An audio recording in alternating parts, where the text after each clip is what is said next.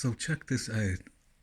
I was searching for something online and I stumbled across this, and it has an accompanying Wikipedia page. Tsundoku. Tsundoku. You tell me what the correct pronunciation is.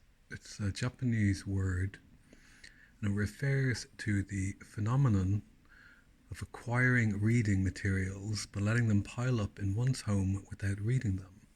It is also used to refer to books ready for reading later when they are on a bookshelf.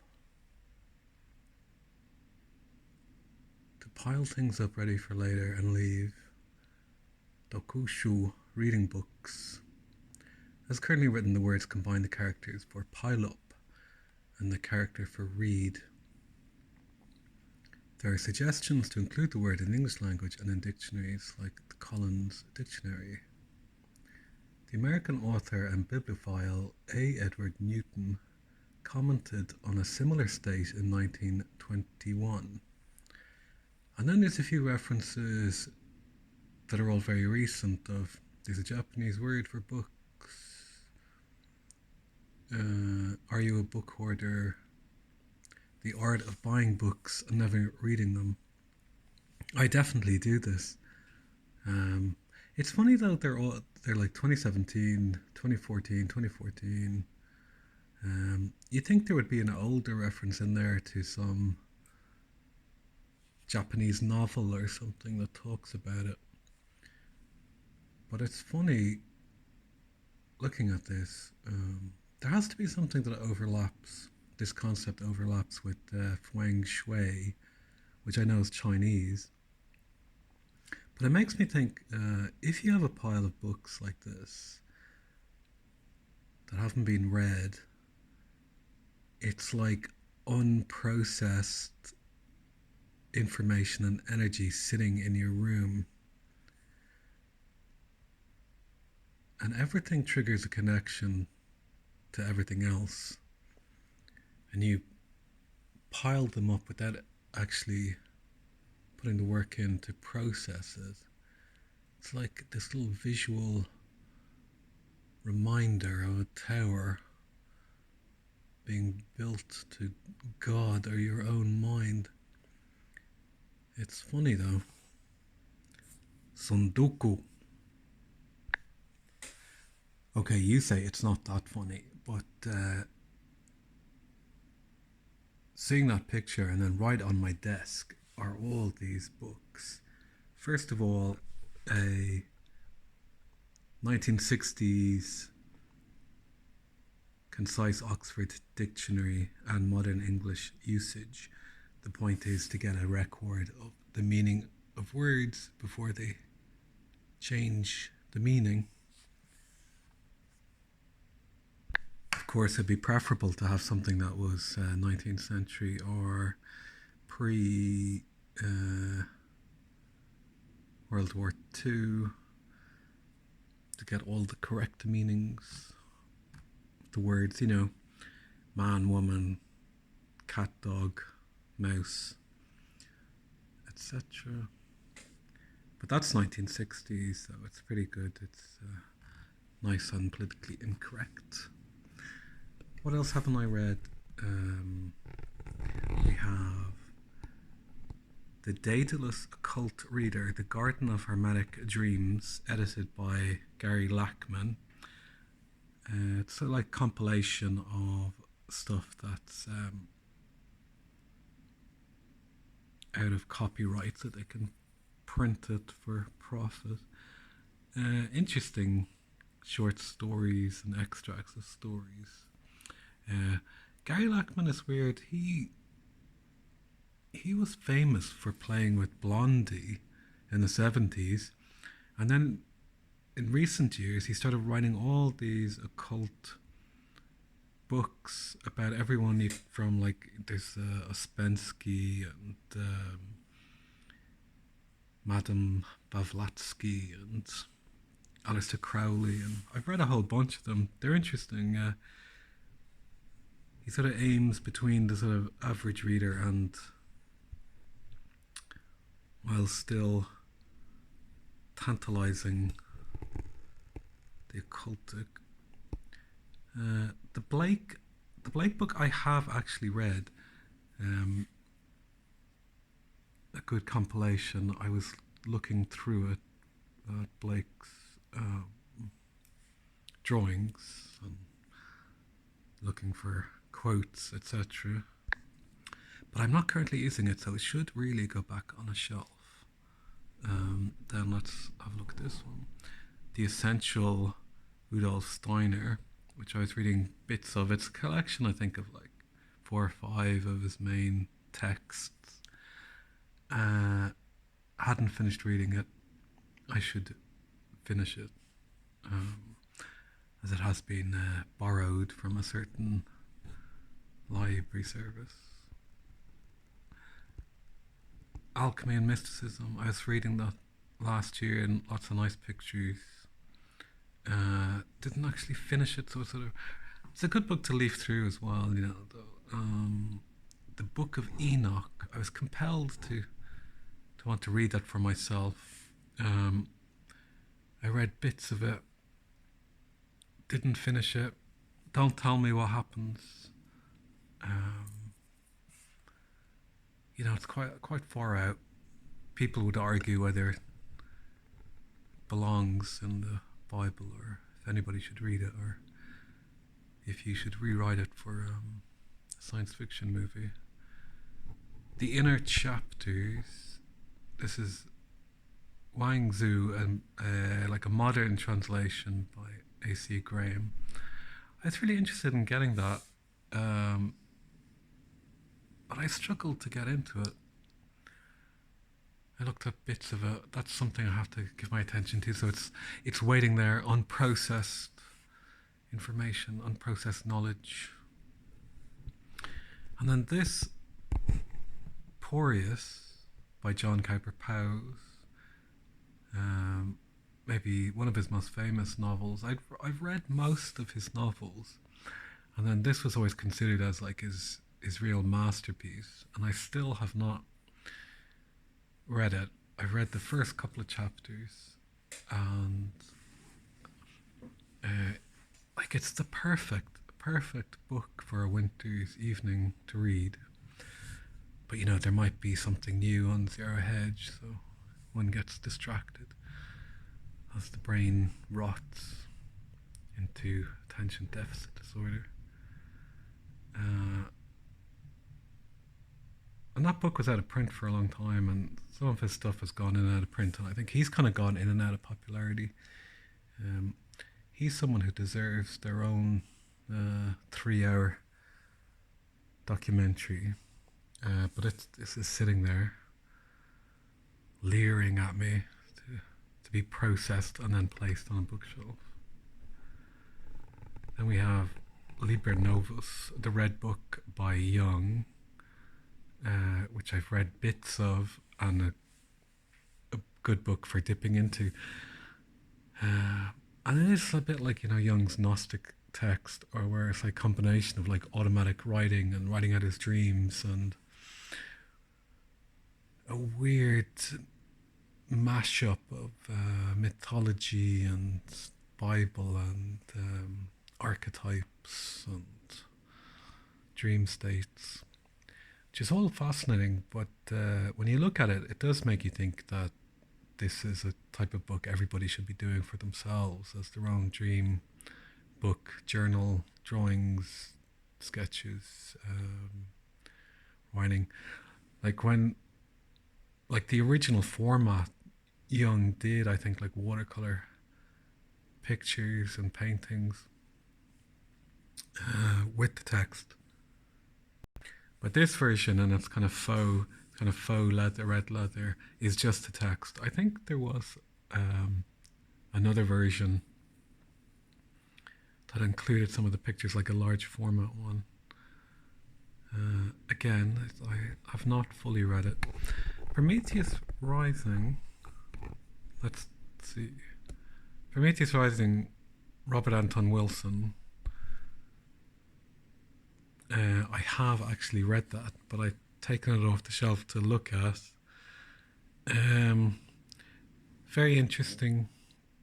If one enjoys Mr. Robert Anton Wilson's work with a pinch of salt, um, one of those people who seemed like he was working for the spooky people while simultaneously giving you liberating information while simultaneously turning it into a joke, um, while simultaneously unleashing unknown chaos into the system and seeing what happens. Um, I don't know. Someone you to be categorized along with Timothy Leary and Terence McKenna as tricksters.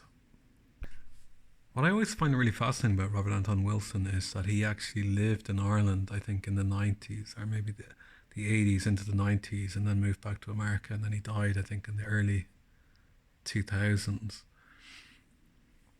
You never hear about any kind of Irish connection, or there must be people in Ireland who knew him when he lived here, and he believed he was in touch with this invisible rabbit. But I don't know if he was just jealous because Philip K. Dick had Valis, the vast active living information system that talked to him and gave him all this Gnostic information. And RAW seemed to have a similar experience, but it was a rabbit instead of a satellite or alien god, or God help us all. Then there's this one, Guidance in Esoteric Training by Rudolf Steiner. I have read that book, but it gives like these daily exercises and quotes and stuff, which are good to look at. It's a nice, like, out of print book with the gold lettering. It's interesting bits. Then let's have a look at these. Well, actually, I'll just show you this because it just.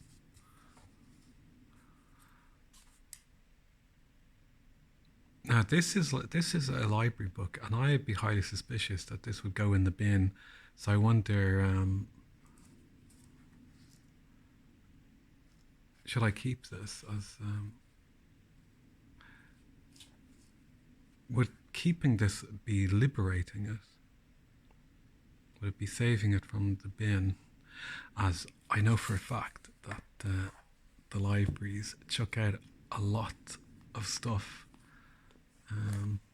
There's this which is kind of funny. It's a total waste of money I picked up in a like an antiques.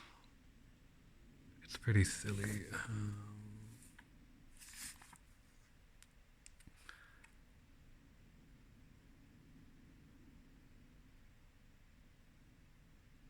It's funny.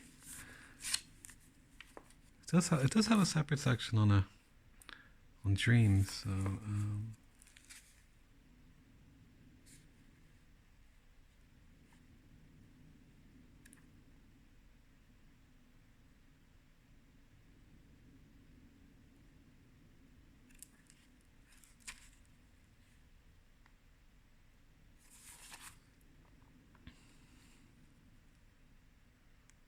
anvil.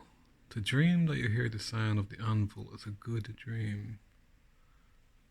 It's too hard to read that on the camera.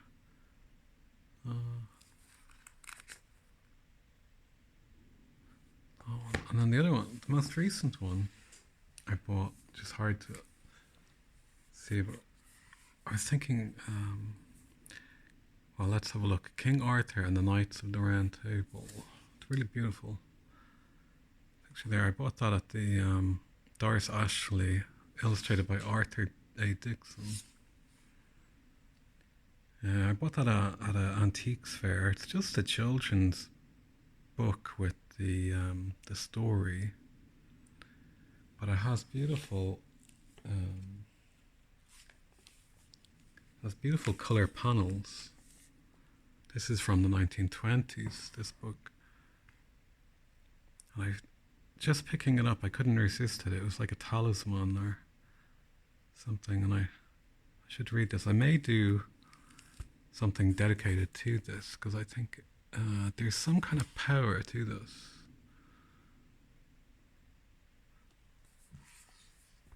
But what I've been reading for the last year is, let's see, it's very hard to see this. Go like this. Robert Musil, The Man Without Qualities, which goes on forever.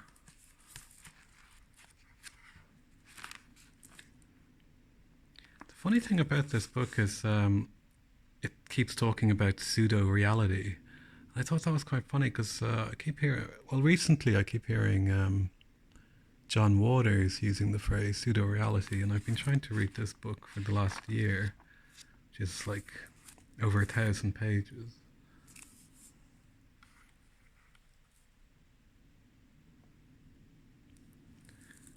And let's put it up there.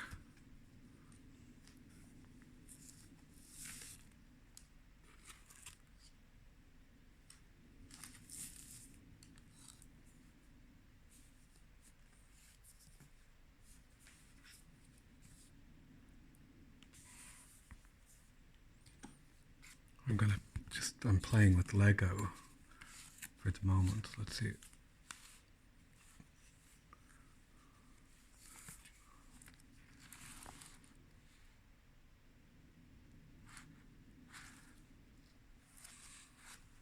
Well,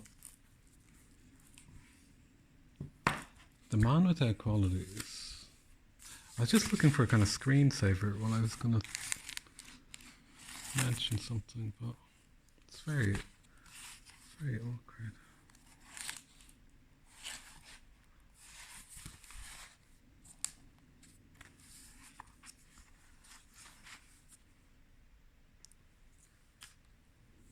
The Man Without Qualities, written 1930s, not fully published until after the author's death. Let's see, first complete edition was in German in 1978, but it was written mainly in the interwar years, 1930s, and it recalled what was happening in the Austro-Hungarian Empire just before World War One broke out. And it's looking at the society where these of everybody seeing themselves as very modern and sophisticated, and what's strange is how so much of it speaks to our time now, of how little has changed. I suppose you could say for midwits who are just running the programs given to them, and how everything is a pseudo reality of people believing their inner states are the equivalent of the progressive ideology of the society they find themselves in, of everybody being desperate to be modern and sophisticated with the latest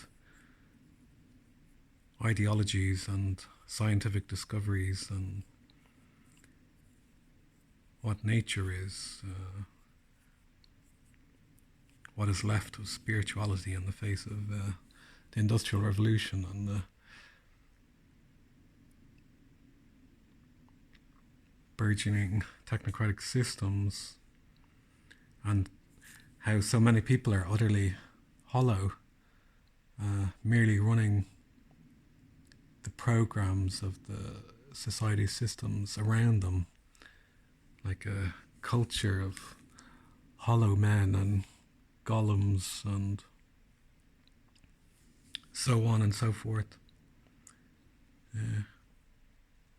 I feel like I should really finish that this year so I could make my way through all these other books, because this concept of Tsundoku is really quite funny. Because seeing all these books stacked up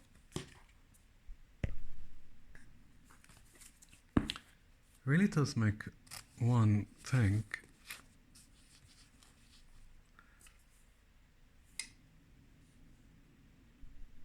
that you have unprocessed knowledge and information waiting to be absorbed by your organic consciousness. And instead, what you're doing is like making some little sculpture in the world, which is a lot easier to do than with PDF files. And there it all awaits information to be processed into knowledge, and then applying the knowledge to real life hopefully grants one some wisdom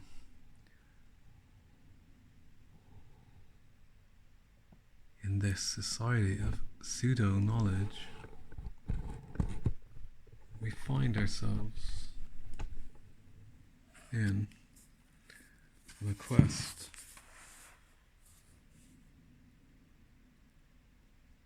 The hero's journey.